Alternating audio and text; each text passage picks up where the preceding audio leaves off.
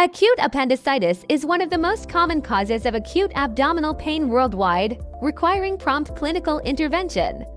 It typically presents as an acute inflammation of the appendix, characterized by significant redness, swelling, and localized vascular congestion.